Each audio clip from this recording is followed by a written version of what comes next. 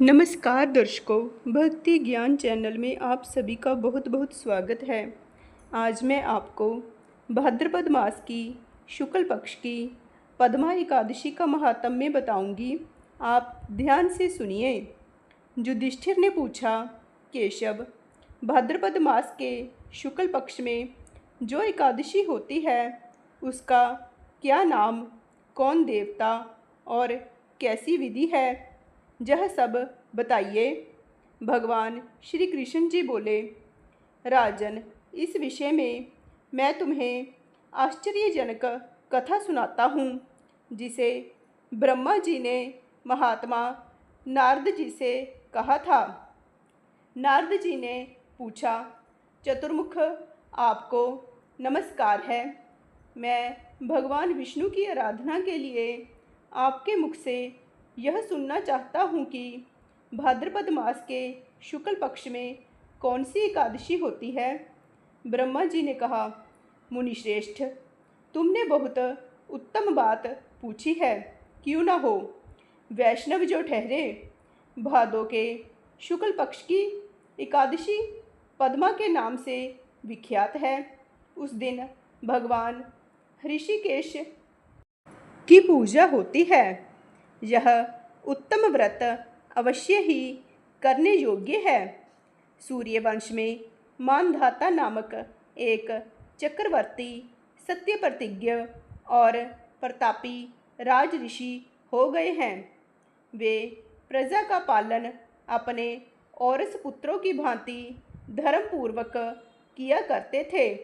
उनके राज्य में अकाल नहीं पड़ता था, मानसिक चिंताएं नहीं सताती थी और बीमारियों और रोगों का प्रकोप भी नहीं होता था।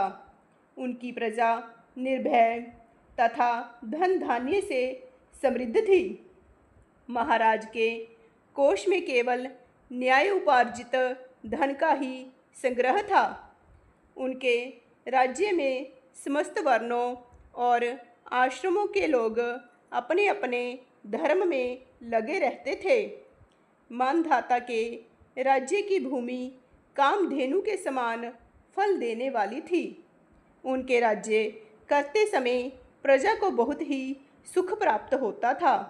एक समय किसी कर्म का फल भोग प्राप्त होने पर राजा के राज्य में 3 वर्षों तक वर्षा नहीं हुई। इससे उनकी प्रजा भूख से पीड़ित हो नष्ट होने लगी। तब संपूर्ण प्रजा ने महाराज के पास आकर इस प्रकार कहा। प्रजा बोली, नृपश्रेष्ठ, आपको प्रजा की बात सुननी चाहिए। पुराणों में मनीषी पुरुषों ने जल को नारा कहा है। वह नारा ही भगवान का अयन अर्थात निवास स्थान है, इसलिए वे नारायण कहलाते हैं। नारायण स्वरूप भगवान विष्णु सर्वत्र व्यापक रूप में विराजमान है। वे ही मेघ स्वरूप होकर वर्षा करते हैं। वर्षा से अन्न पैदा होता है और अन्न से प्रजा जीवन धारण करती है। नृपश्रेष्ठ, इस समय अन्न के बिना प्रजा का नाश हो रहा है, अतः ऐसा कोई उपाय कीजिए जिससे हमारे योगक्षेम का निर्वाह हो। राजा ने कहा, आप लोगों का कथन सत्य है, क्योंकि अन्न को ब्रह्म कहा गया है। अन्न से प्राणी उत्पन्न होते हैं और अन्न से ही जगत जीवन धारण करता है। लोक में बहुधा ऐसा सुना जाता है तथा पुराण में भी बहुत विस्तार के साथ ऐसा वर्णन है कि राजाओं के अत्याचार से प्रजा को पीड़ा होती है। किंतु जब मैं बुद्धि से विचार करता हूँ तो मुझे अपना किया हुआ कोई भी अपराध दिखाई नहीं देता। फिर भी मैं प्रजा का हित करने के लिए पूर्ण प्रयत्न करूँगा। ऐसा निश्चय करके राजा मानधाता इन्हें गिने व्यक्तियों को साथ ले विधाता को प्रणाम करके सघन वन की ओर चल दिए। वहाँ जाकर मुख्य मुख्य मुनियों और तपस्वियों के आश्रमों पर घूमते फिरे। एक दिन उन्हें ब्रह्मपुत्र अंगिरा ऋषि का दर्शन हुआ। उन पर दृष्टि पड़ते ही राजा हर्ष में भरकर अपने वाहन से उतर पड़े और इंद्रियों को वश में रखते हुए दोनों हाथ जोड़कर उन्होंने मुनि के चरणों में प्रणाम किया। मुनि ने भी स्वस्ति कहकर राजा का अभिनंदन किया और उनके राज्य के 7 अंगों की कुशल पूछी। राजा ने अपनी कुशल बताकर मुनि के स्वास्थ्य का समाचार पूछा। मुनि ने राजा को आसन और अर्घ्य दिया। उन्हें ग्रहण करके जब वे मुनि के समीप बैठे तो उन्होंने इनके आगमन का कारण पूछा। तब राजा ने कहा, भगवन, मैं धर्मानुकूल प्रणाली से पृथ्वी का पालन कर रहा था, फिर भी मेरे राज्य में वर्षा का अभाव हो गया। इसका क्या कारण है? इस बात को मैं नहीं जानता। ऋषि बोले, राजन, यह सब युगों में उत्तम सत्य युग है।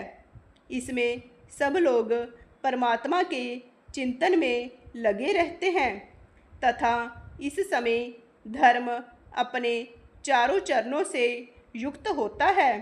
इस युग में केवल ब्राह्मण ही तपस्वी होते हैं, दूसरे लोग नहीं। किंतु महाराज, आपके राज्य में यह शूद्र तपस्या करता है, इसी कारण मेघ पानी नहीं बरसाते। तुम इसके प्रतिकार का यत्न करो, जिससे यह अनावृष्टि का दोष शांत हो जाए। राजा ने कहा, मुनिवर, एक तो यह तपस्या में लगा है, दूसरे निरपराध है, अतः मैं इसका अनिष्ट नहीं करूँगा। आप उक्त दोष को शांत करने वाले किसी धर्म का उपदेश कीजिए। ऋषि बोले, राजन, यदि ऐसी बात है तो एकादशी का व्रत करो। भाद्रपद मास के शुक्ल पक्ष में जो पद्मा नाम से विख्यात एकादशी होती है, उसके व्रत के प्रभाव से निश्चय ही उत्तम वृष्टि होगी। नरेश, तुम अपनी प्रजा और परिजनों के साथ इसका व्रत करो। ऋषि का यह वचन सुनकर राजा अपने घर लौट आए। उन्होंने चारों वर्णों की समस्त प्रजाओं के साथ भादों के शुक्ल पक्ष की पद्मा एकादशी का व्रत किया। इस प्रकार व्रत करने पर मेघ पानी बरसाने लगे, पृथ्वी जल से आप्लावित हो गई और हरी भरी खेती से सुशोभित होने लगी। उस व्रत के प्रभाव से सब लोग सुखी हो गए। भगवान श्री कृष्ण जी कहते हैं, राजन, इस कारण इस उत्तम व्रत का अनुष्ठान अवश्य करना चाहिए। पद्मा एकादशी के दिन जल से भरे हुए घड़े को वस्त्र से ढक कर दही और चावल के साथ ब्राह्मण को दान देना चाहिए। साथ ही छाता और जूता भी दान देने चाहिए। दान करते समय निम्न अंकित मंत्र का उच्चारण करें। बुद्ध श्रवण नाम धारण करने वाले भगवान गोविंद, आपको नमस्कार है, नमस्कार है। मेरी पाप राशि का नाश करके आप मुझे सब प्रकार के सुख प्रदान करें। आप पुण्य आत्मा जनों को भोग और मोक्ष प्रदान करने वाले तथा सुखदायक हैं। राजन, इसके पढ़ने और सुनने से मनुष्य सब पापों से मुक्त हो जाता है। इस प्रकार यह भाद्रपद मास की पद्मा एकादशी का महात्म्य संपूर्ण हुआ। बोलिए श्री कृष्ण भगवान की जय। लक्ष्मी नारायण भगवान की जय। जय श्री कृष्ण।